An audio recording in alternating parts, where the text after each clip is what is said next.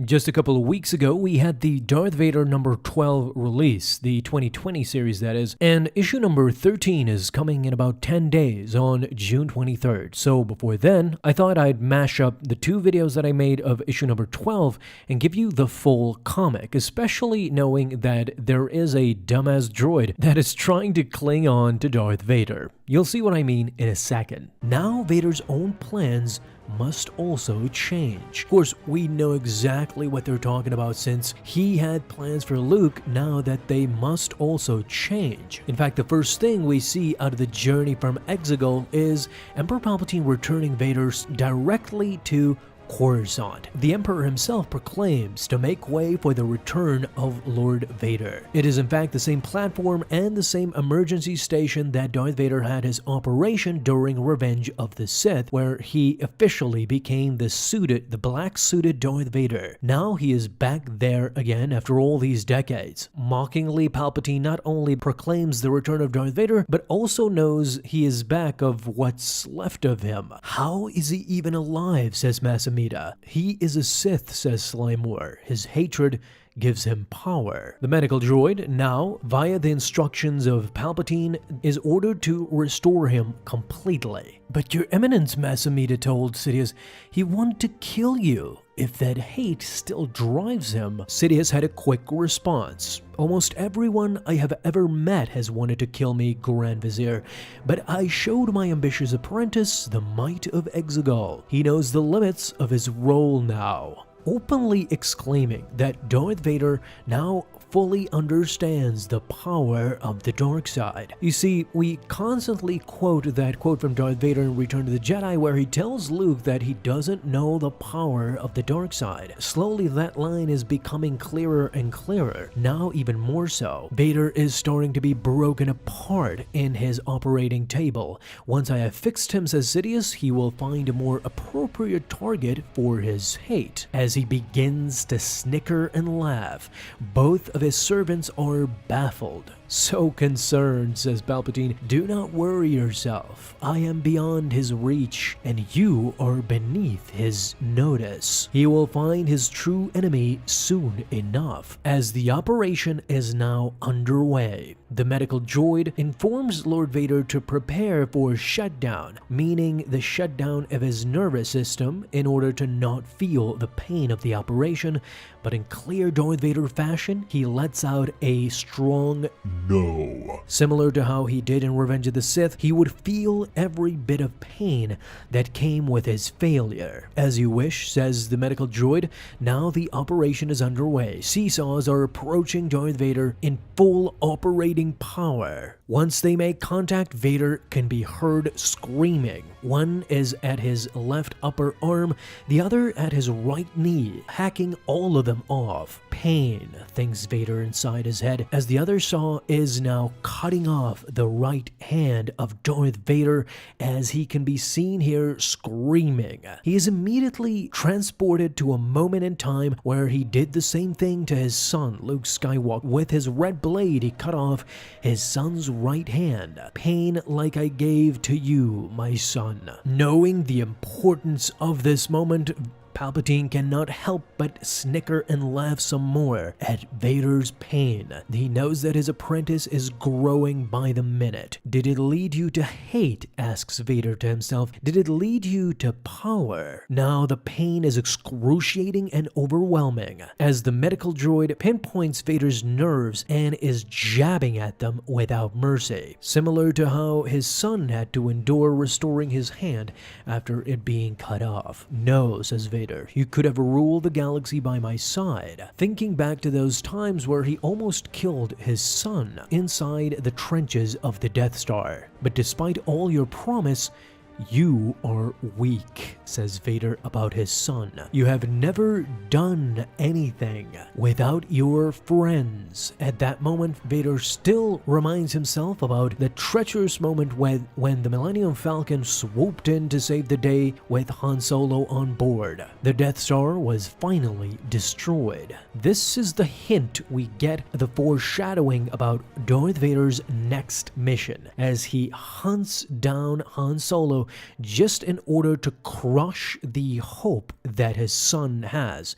You see, Vader realizes during this time that his son Luke Skywalker can only be crushed, and his entire team around him, his friends that support him in any way, shape possible. This is why Darth Vader elects to first go with Han Solo. He wants to find and probably kill Han Solo as fast as possible, starting with him, and hunt down all of his remaining friends until everybody's dead and his son is left with nobody but his father, Darth Vader, and he has no choice but to join him in the dark side of the Force. We see glimpses of Empire Strikes Back when Darth Vader sees the Millennium Falcon leave the Hoth base.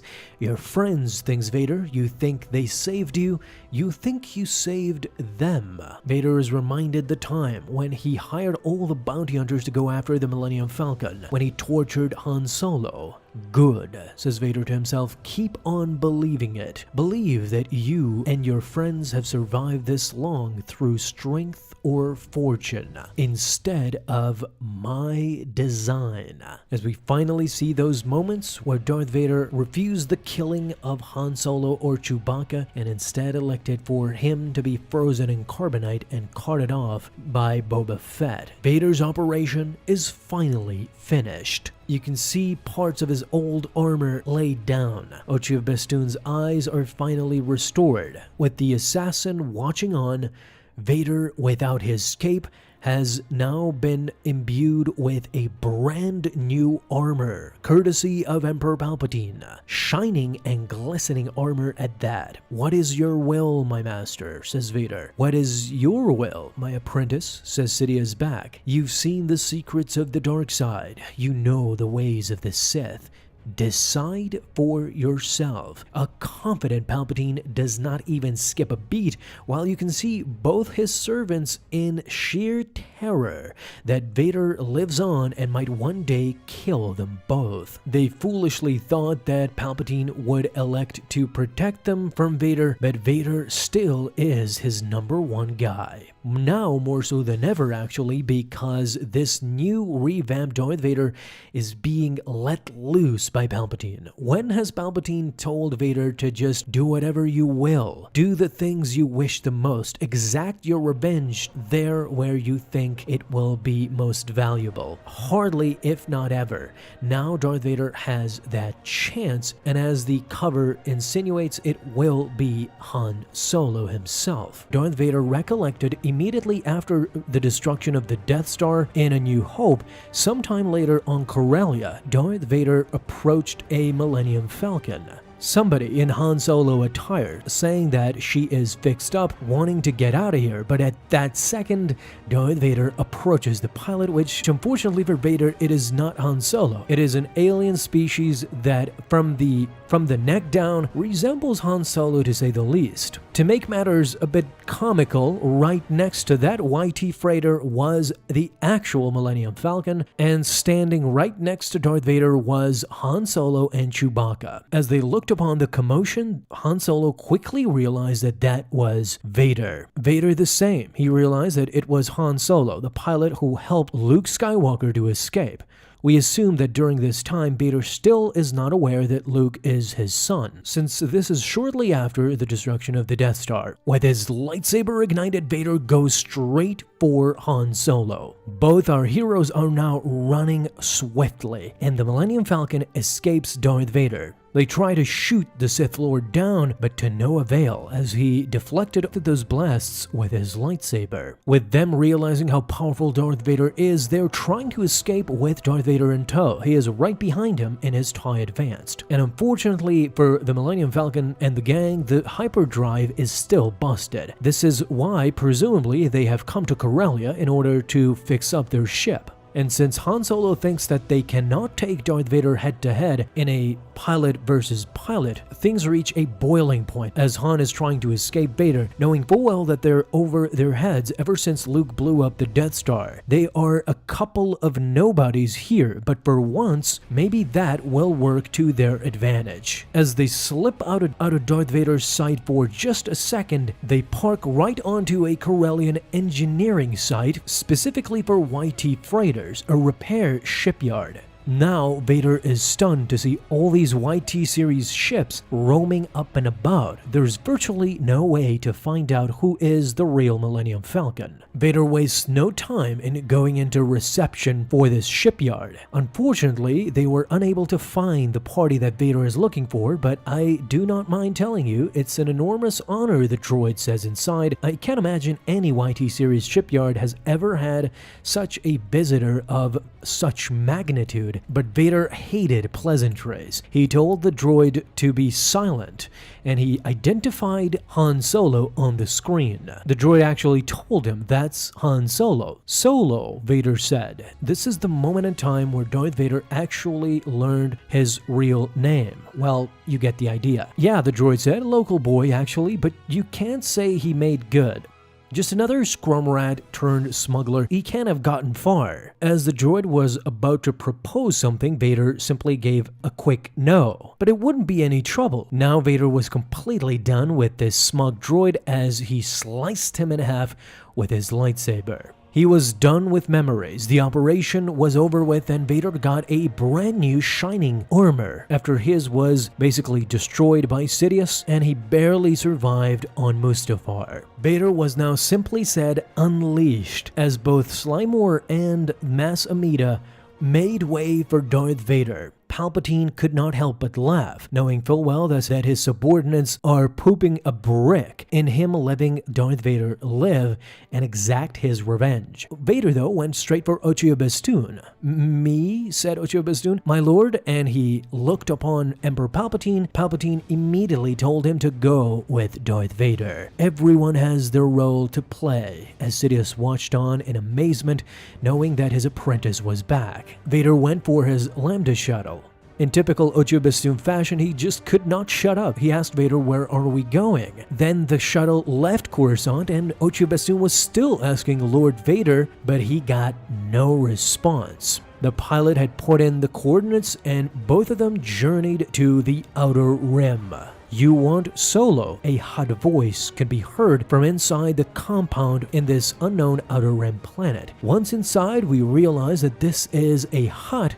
However, it was not Jabba. It's basically his rival, a muscular rival at that. I mean, for crying out loud, this guy has abs. This new hut that we are introduced to is called Boku. Boku says that Solo was stolen. You mean Jabba lost him, says Ocho Bestoon. Jabba remains strong. He will recover him, and his power will increase. No, Boku, says Ocho Bestoon, you will recover him and give him to me, and lucky you, your power will increase. Boku was befuddled. So strange, Ocho Bestoon. None of my regular Imperial contacts have spoken to me of this foolhardy plan. Are you certain that you serve the Emperor? Angered, the assassin told Boku that he serves power. So today, I serve Vader, as do you. With his ignited lightsaber, Vader makes his first appearance to what I can presume is Jabba's biggest rival in the Hutt Council,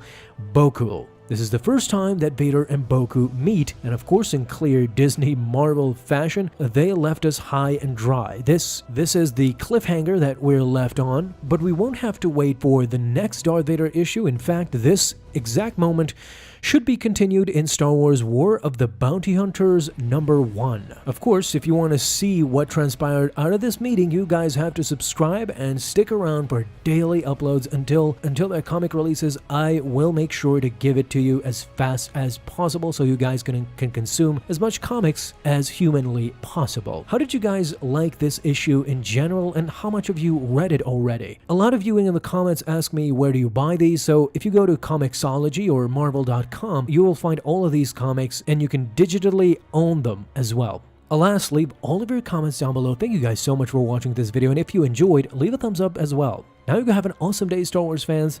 I'll see you in the next video, and may the Force be with you until then.